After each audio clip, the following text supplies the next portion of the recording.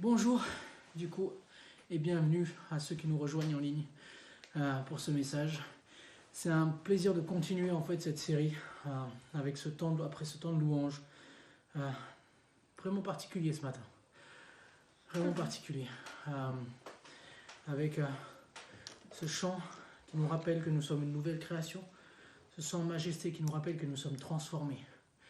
Et que notre révérence au final pour Dieu, que notre concentration à louer Dieu et à se rappeler au final combien Dieu est bon, nous rappelle en même temps qui nous sommes. Et en effet, sans valeur, il a fait de nous des perles de prix. Mais il a fait aussi de nous une nouvelle création. Dieu fait toutes choses nouvelles. Et dans cette série, Qui suis-je ? Ou les prunelles de Dieu, nous nous concentrons au final à répondre à cette question « Qui suis-je ?» une question que beaucoup se posent, une question qui est vague et qui implique énormément de questionnements pour l'être humain. Qui sommes-nous ? Quelle est notre origine ? D'où venons-nous ? Mais surtout, qui suis-je réellement ? Quelle est mon identité ? Tout est lié à plusieurs choses. Et on avait vu la semaine dernière que le nombre de pensées à notre égard pouvait être énorme. Un homme va jusqu'à 1000 pensées par minute, une femme jusqu'à 10 000, ce qui signifie qu'il y a beaucoup de place à beaucoup de réponses concernant cette question.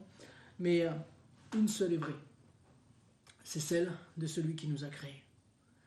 Et qui suis-je ? Au final, notre identité a évolué, enfin notre personnalité évolue. Notre personnalité a évolué au fil des siècles, mais notre identité, elle, reste la même. On avait vu plusieurs éléments déjà la semaine dernière, mais répondre à cette question, au final, qui suis-je ? Permettra à chacun d'entre nous de comprendre déjà notre valeur, de comprendre le caractère précieux, de saisir au final que nous sommes justement cette perle de grand prix. Mais outre ça, ça va nous permettre également de comprendre l'impact que nous pouvons avoir et l'impact de nos bons comportements qui aboutiront à de bons résultats. Parce que savoir qui nous sommes nous aidera à savoir ce que nous devons faire. Et comprendre qui nous sommes nous permettra non seulement de révéler notre valeur, mais aussi d'exprimer la couleur unique que Dieu a voulu donner à chacun. Et peu importe, et là je ne parle pas de couleur de peau, on est d'accord, mais je parle réellement de cœur, de personnalité propre à chacun. Encore une fois, ce verset que j'aime beaucoup et que je répète souvent, 1 Corinthiens 15, 41, qui nous dit que chaque étoile est appelée à briller d'un éclat particulier. Quand on regarde le ciel, on a l'impression que toutes les étoiles sont les mêmes. Mais quand on s'approche et qu'on regarde réellement chaque étoile, on s'aperçoit que chaque étoile est unique. Et pour autant, chaque étoile brille et exprime sa beauté au travers de l'univers. Je ne sais pas vous, mais moi quand je vois le ciel, je vois une étoile, et si je vois une étoile briller, je suis content. Mais si je vois des milliers d'étoiles briller, ensemble, je suis émerveillé. Et c'est pareil pour chacun d'entre nous. Dieu a fait toutes choses nouvelles afin que nous retrouvions cette couleur unique et que nous puissions briller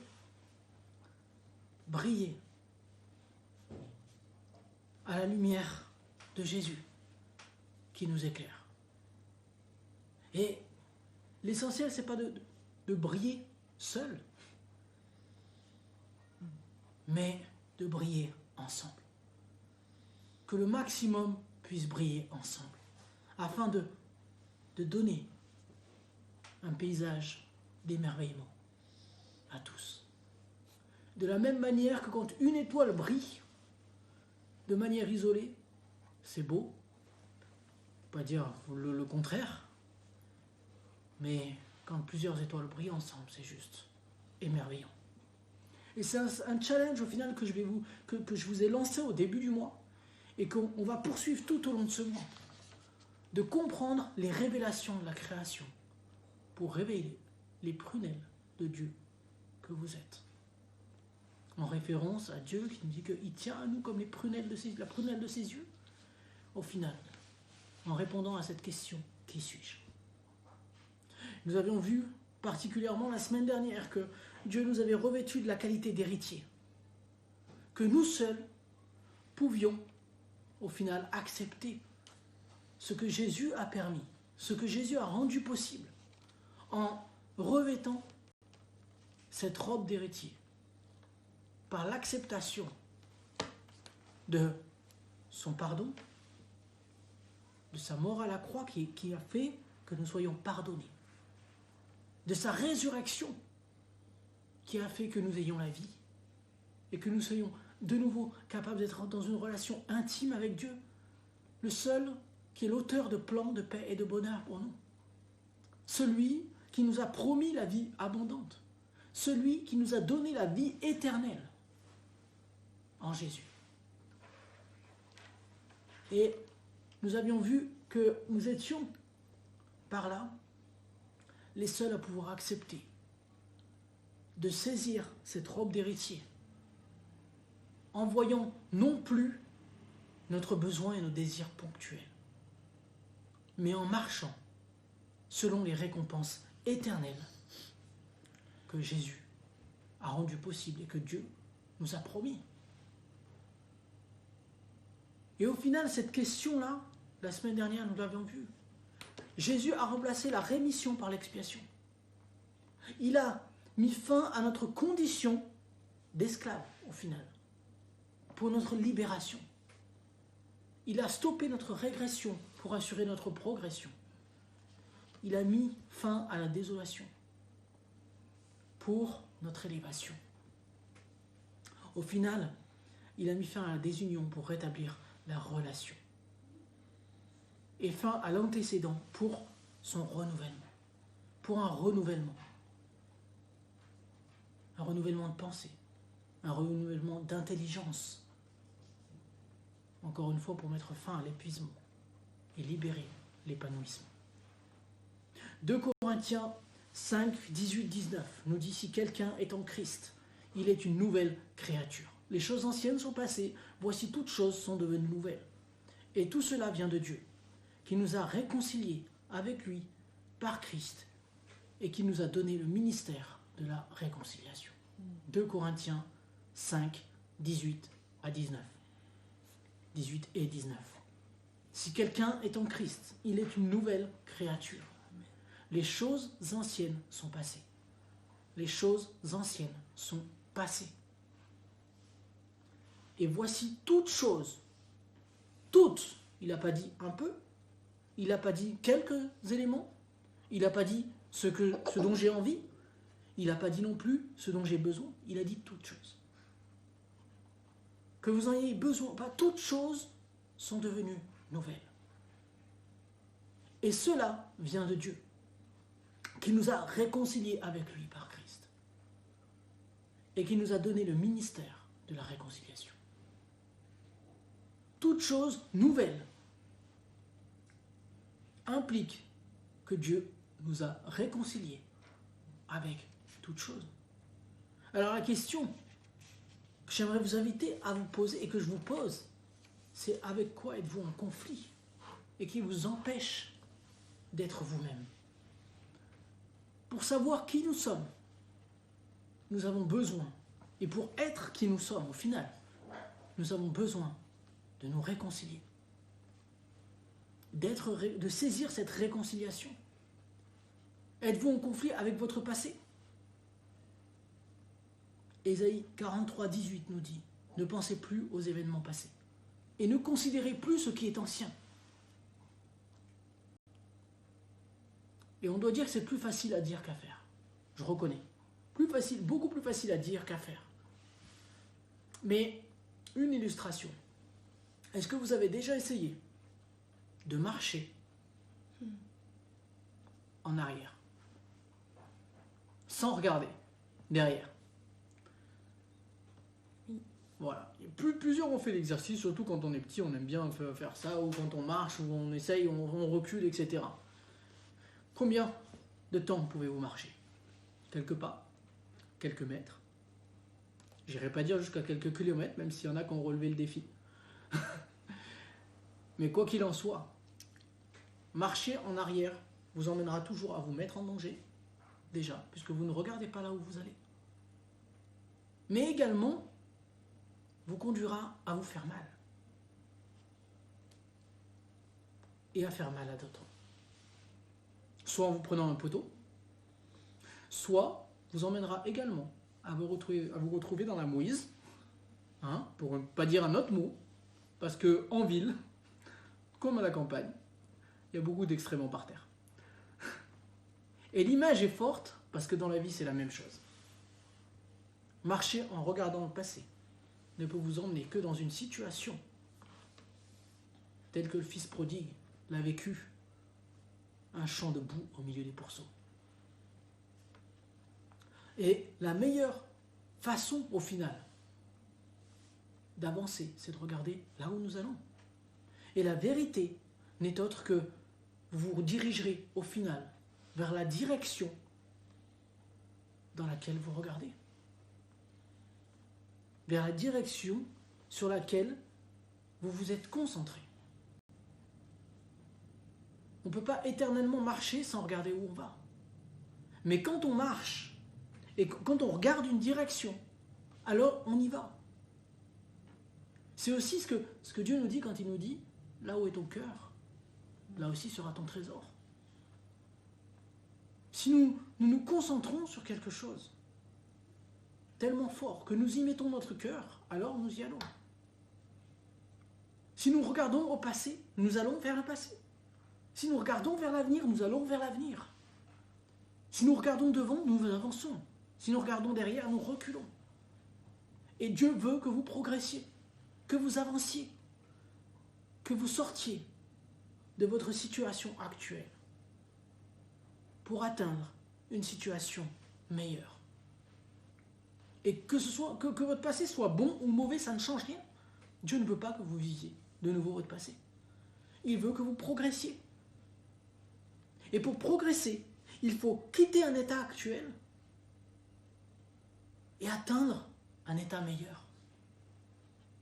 Si votre passé est mauvais, Dieu a tout fait. Il a fait toutes choses nouvelles pour vous emmener à saisir pleinement un avenir dans lequel vous allez vous épanouir. Si votre passé est bon, Dieu a tout fait. Et il a fait toutes choses nouvelles afin que vous visiez un avenir très beau. Dieu ne souhaite pas que vous vous conscientiez de ce que vous aviez. Dieu veut changer votre passé, votre présent, en quelque chose de meilleur. Et il veut que vous atteigniez un avenir meilleur. Et pour cela, il veut que vous saisissiez votre réelle identité.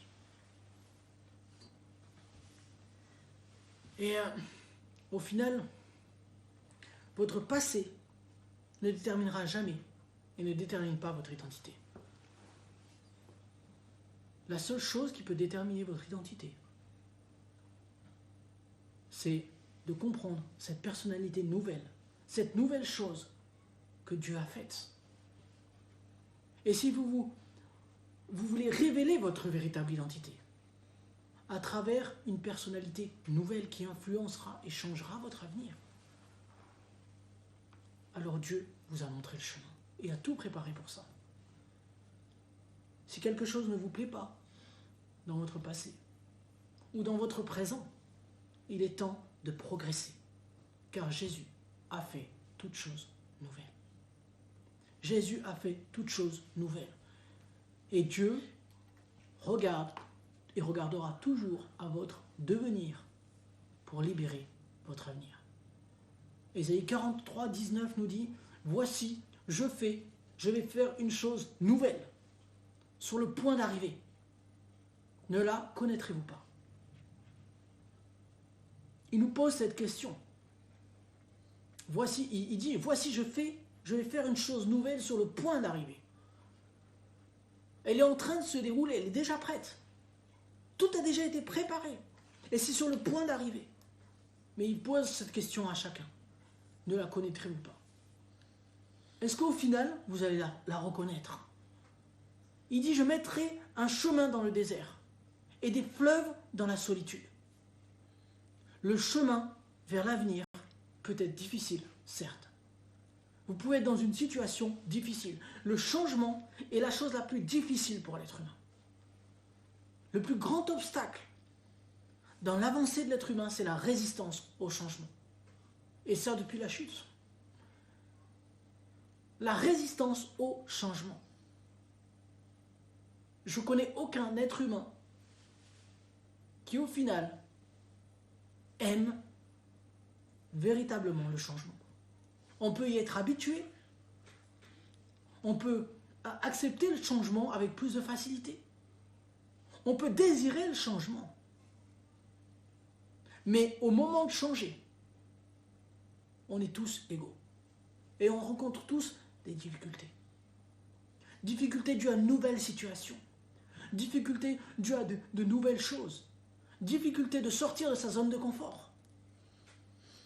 Mais difficultés aussi, et même parfois culpabilité, de laisser certains sur le chemin parce qu'ils n'ont pas décidé d'avancer. Le changement n'est pas évident. Mais Dieu veut révéler votre véritable identité. Et révéler votre véritable identité entraînera des difficultés. Parce que si Dieu veut votre bonheur, si Dieu veut que vous révéliez votre véritable identité, que vous avanciez vers le bonheur, quelqu'un ne le veut pas. Et ce n'est pas le seul, je dirais. D'autres ne le veulent pas aussi. Et des difficultés viendront. Et ce n'est pas des paroles de mort que je dis là. Quand on se lève pour quelque chose de bon, l'ennemi submerge nos vies et fait tout pour nous dissuader d'avancer.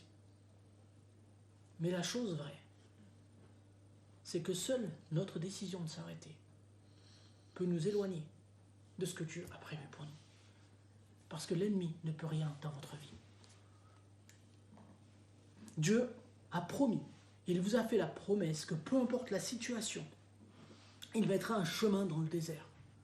Et en Deutéronome 30, verset 6, il nous a même dit que ce chemin est déjà tracé. Déjà tracé. Et il nous a également dit que vous ne faites pas partie du monde. Nous sommes dans le monde. Nous sommes en relation avec le monde. Et Jésus a été le premier à être en relation avec tout le monde. Et il nous appelle à être en relation avec tout le monde et à influencer les gens et à influencer et à impacter leur vie de bonheur, de joie, de paix. Mais une réalité aussi, et là, c'est qu'on ne peut donner que ce qu'on a. On ne peut pas donner ce qu'on n'a pas. Et au final, il nous a dit que nous n'étions pas du monde. Et ça, c'est vrai depuis qu'on a accepté Jésus. Vous êtes une nouvelle création. Un deuxième élément de réponse aujourd'hui à cette question, qui suis-je? Je suis une nouvelle création en voie vers la réconciliation et la transformation. Nous sommes tous en chantier. Mais on a de la chance, c'est qu'on peut choisir le maître d'œuvre. Est-ce qu'on va laisser la maîtrise d'ouvrage, donc la conception, la direction du chantier, l'accomplissement du chantier à Jésus, à Dieu ou à l'ennemi? Ça, c'est notre choix. L'un veut notre bonheur, l'autre veut nous détruire, nous égorger. À chacun de prendre sa décision. Mais le chemin, malgré le fait qu'il peut être rempli d'obstacles, malgré le fait qu'il peut être rempli de difficultés, on vous rappellera toujours que vous êtes un enfant qui apprend à marcher au final. Vous savez, quand le chemin est difficile, j'ai cette image, excusez-moi, c'est peut-être pas très clair, mais j'ai cette image en fait de cet enfant qui apprend à marcher. Quand un enfant apprend à marcher, c'est bien, aujourd'hui, on marche, on court, on est heureux, on est content, on arrive à marcher, à courir sans difficulté. Mais si on regarde un enfant, dès le début, qui apprend à marcher, est-ce que ça s'est passé comme ça tout le temps? Non? Alors peut-être, il y en a qui n'ont pas eu de parents, mais ils ont eu des petits frères, des petites sœurs. Il y en a qui n'ont pas eu de parents, qui n'ont pas eu de petits frères et de petites sœurs, mais leurs parents leur ont raconté. Il faut toujours, où ils ont vu, il faut toujours protéger les coins, mettre des coussins, commencer à mettre des protections, parce que l'enfant marche et dès qu'il se lève, bam, il tombe. Puis il se lève, bam, il tombe. Puis encore une fois, jusqu'à qu'il fasse quelques pas. Et là, il est tout heureux. Alors il réessaye.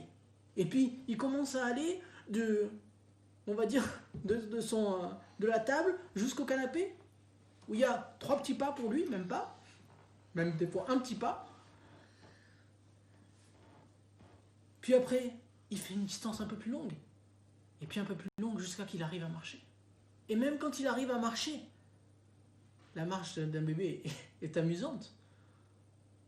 Ils ont tous une marche différente, mais ils marchent tous un peu bancal. On a l'impression qu'ils sont là et puis ils ne savent pas trop s'ils vont réussir, s'ils ne vont pas réussir, mais ils essayent. Ils osent avancer. Ils osent se lever et essayer jusqu'à qu'ils arrivent à marcher. Et c'est la même chose pour nous. Nous sommes une nouvelle création. Et Dieu nous appelle à oser commencer à faire le premier pas. Oser commencer à avancer. Et pas à pas à arriver là où nous devons arriver. À arriver à être qui nous sommes et à être à l'aise. Et en étant à l'aise, à aller encore plus loin, en essayant de courir. Ou en essayant, après, pour certains qui font du marathon ou du sport ou autre, à courir de plus en plus vite. Puis à essayer d'autres choses. Mais Dieu veut révéler qui vous êtes. Et qui vous êtes peut demander du travail, peut demander des efforts, mais y parvenir est le seul moyen qui vous conduira à être véritablement heureux. Parce que Dieu a tout mis en vous. L'homme a tendance à beaucoup se compliquer les choses. Mais en vérité, ce qui compte, c'est notre intention, notre motivation et notre détermination à révéler le meilleur de nous-mêmes par notre obéissance à Christ. Je vais vous partager une image là-dessus. Une époque où j'étais assez fatigué. Et je regardais le ciel. Et en fait, j'ai eu ce verset de Deutéronome 30:16. Si tu te trouves dans un désert, sache que le Seigneur a déjà tracé un chemin qui te mènera vers des plaines d'abondance et de bénédiction. Ça, c'est ce que le Seigneur veut pour chacun d'entre nous, même si le chemin est difficile. Et la photo que j'ai prise là, c'est une photo, au final, du ciel, à ce moment-là, où les nuages m'ont fait penser, c'est peut-être que moi, mais à des plaines, à des montagnes, à un désert, avec 2 lignées d'avions qui traçaient un chemin. J'ai gardé cette promesse et je la garde encore à chaque fois qu'il y a un temps difficile. Dieu a déjà tracé le chemin. Et malgré le fait qu'il peut être difficile, malgré le fait qu'il peut y avoir des difficultés, malgré le fait qu'il peut y avoir des obstacles, Dieu a déjà tracé le chemin parce qu'il veut vous voir renouveler et saisir la nouvelle création que vous êtes. Il veut révéler sa création et la création qu'il a faite en vous et de vous. En Jean 3:3, nous lisons Jésus lui répondit, en vérité, je te le dis, si un homme naît de nouveau, il ne peut voir le royaume de Dieu. si un homme naît de nouveau, il ne peut voir le royaume de Dieu. C'est une décision que vous seul avez à prendre. Le royaume de Dieu est-elle la destination que vous souhaitez? Et la question à se poser là n'est pas au final de quoi ai-je envie de manière ponctuelle? De quoi ai-je besoin pour atteindre ma demeure éternelle est la véritable question. Je regardais et j'en reparlais avec Aiden, il y a encore hier, midi, Aiden, notre fils. Et il a 8 ans.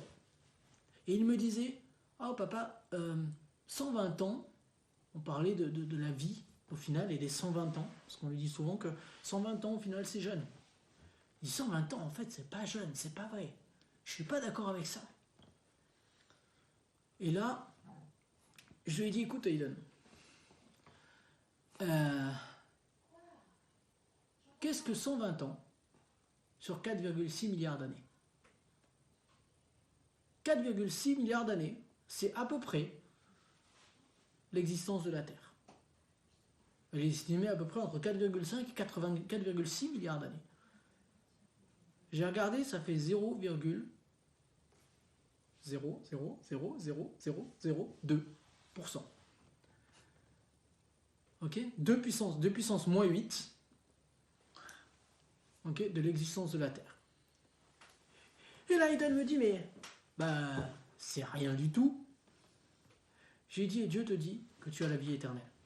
Si tu crois en Jésus et tu te fais baptiser. L'éternité, c'est quoi? 4,6 milliards d'années, c'est quoi sur l'éternité?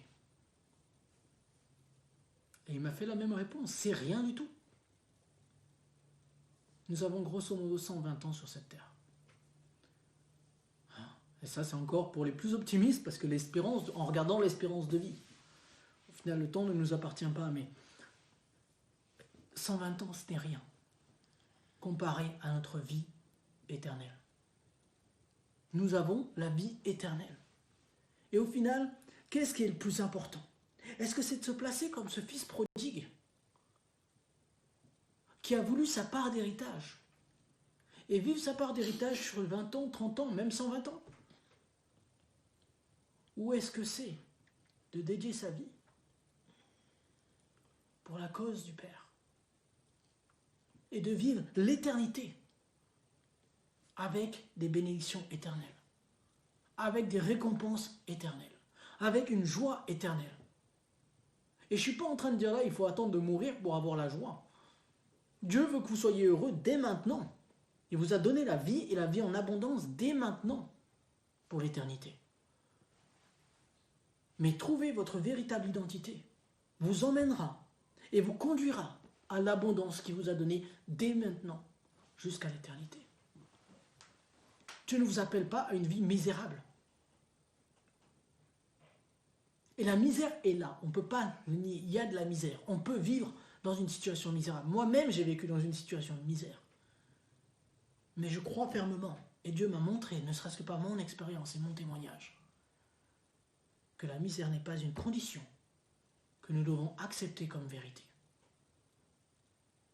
Dieu nous appelle à faire le pas et à se mettre à son écoute et à révéler qui nous sommes afin de sortir de cette situation pour vivre l'abondance qu'il nous a donnée.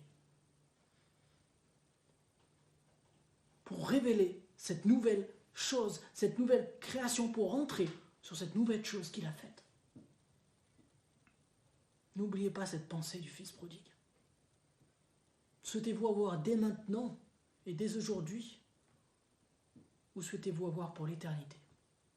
Sachant qu'en 1 Corinthiens 13, 12, il nous dit « Aujourd'hui nous voyons au moyen d'un miroir, d'une manière obscure. Mais alors nous verrons face à face. Aujourd'hui nous connaissons en partie. Mais alors nous connaîtrons comme j'ai été connu. » La vie chrétienne est simple. Dieu dit, j'obéis. Il n'y a rien de plus simple que ça. Dieu dit, j'obéis.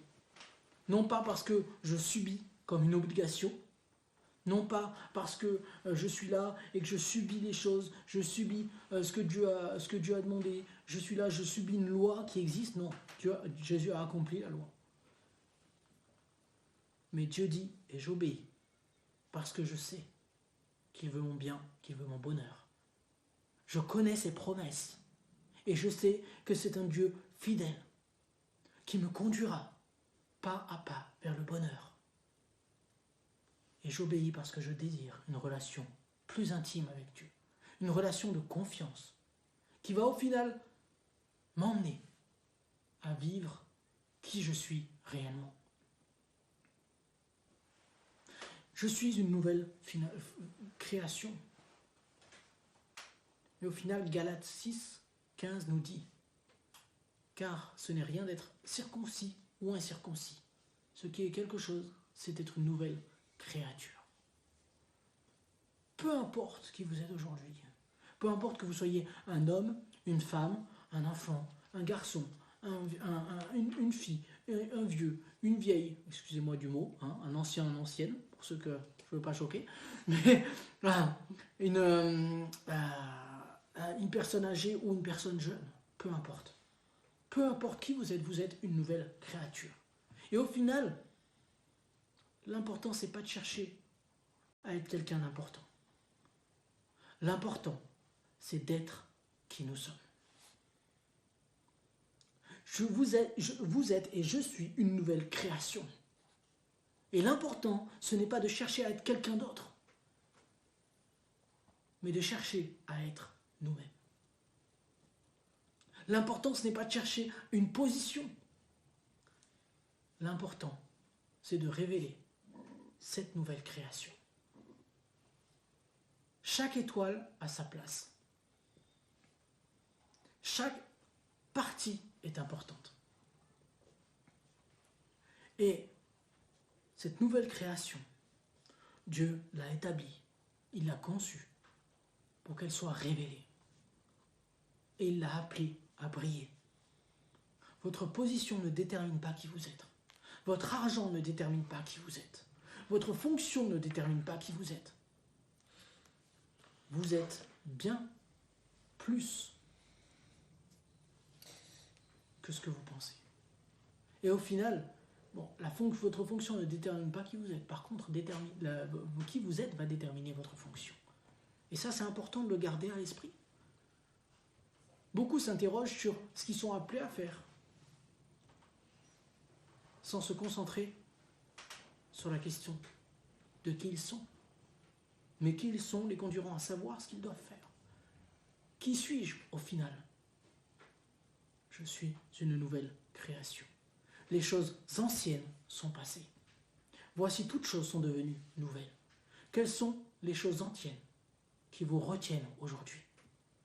Quelles sont ces choses au final du passé qui vous retiennent d'avancer vers l'avenir? Je vous invite vraiment à prier là-dessus et à faire une liste de ces choses. À faire une liste de ces choses et d'inscrire sur chacune de ces choses le mot passé et de le remplacer par une vérité biblique. On va donner quelques exemples. Vous vous sentez perdu. Mettez passé et remplacez-le par Philippiens 4, Deutéronome 30, 6. Si tu te trouves dans un désert, sache que le Seigneur a déjà tracé un chemin qui te conduit vers des plaines d'abondance et de bénédiction. Vous vous sentez perdu. Passez. Mettez placé, barrez-le, mettez passé. Parce que la nouvelle chose, c'est que Dieu a tracé un chemin. Et que ce chemin vous conduit vers des plaines d'abondance et de bénédiction. Vous vous sentez nul? Combien de fois j'entends cette phrase, je suis nul? Si vous vous sentez nul, placez-y, je plie tout par celui qui me fortifie. 4.13, où je suis une perle de grand prix. Mais passez sur des paroles telles que celle-ci, pour laisser place à la vérité. Vous vous sentez impressionné. Placez-y 2 Timothée 1, 17. Ce n'est pas un esprit de timidité que Dieu nous a donné, mais un esprit de force, d'amour et de sagesse. Vous vous sentez découragé. Placez-y, Josué 1,9. Ne t'ai-je pas donné cet ordre? Fortifie-toi et prends courage. Ne t'effraie point et ne t'épouvante point, car l'Éternel, ton Dieu, est avec toi dans tout ce que tu entreprendras. Qui suis-je? Je suis une nouvelle création. Une nouvelle création. Et toutes choses ont été créées nouvelles. Les choses anciennes sont passées. Et désormais, vous êtes libre d'être qui vous êtes. Et de vivre votre vie. Une vie en abondance. Et le meilleur moyen d'y parvenir, c'est de se laisser renouveler et transformer par la vérité. 1 Corinthiens 7, 23. Vous avez été rachetés à un grand prix. Ne devenez pas esclaves des hommes. Je vais vous laisser là-dessus. Et on se retrouve la semaine prochaine pour la suite des révélations de la création, qui va vous donner au final la piste pour révéler votre valeur et la personne que vous êtes et que Dieu a créé en vous. Excellent. Merci Joachim. Quelques annonces. Donc pour cette année, il y a quelques changements. On se retrouve le 1er et 3e lundi du mois pour un Baby Rock de 19h30 à 20h30. Ensuite, le 2e lundi du mois, ça sera Rock'n'Roll de 19h30 à 21h30. Camp Rock le 4e lundi du mois de 19h30 à 21h30. Pour tout ça, vous trouverez plus d'infos sur la page Facebook et le compte Instagram de The Rock Church. Ensuite, Bâtir son bonheur par Exponential Coaching à partir du 10 janvier de 18h30 à 19h30. Et on se retrouve aussi pour Exponential Santé, mercredi 20 janvier de 19h30 à 21h. Vous trouverez plus d'infos sur Exponential Coaching, sur Instagram et sur Facebook. Vous pouvez soutenir la vision d'accomplir la vision ensemble. Financièrement, excusez-moi, je cherche mes mots, d'accomplir la vision ensemble financièrement sur notre site therockchurch.eu. Je vous souhaite une bonne semaine et à bientôt.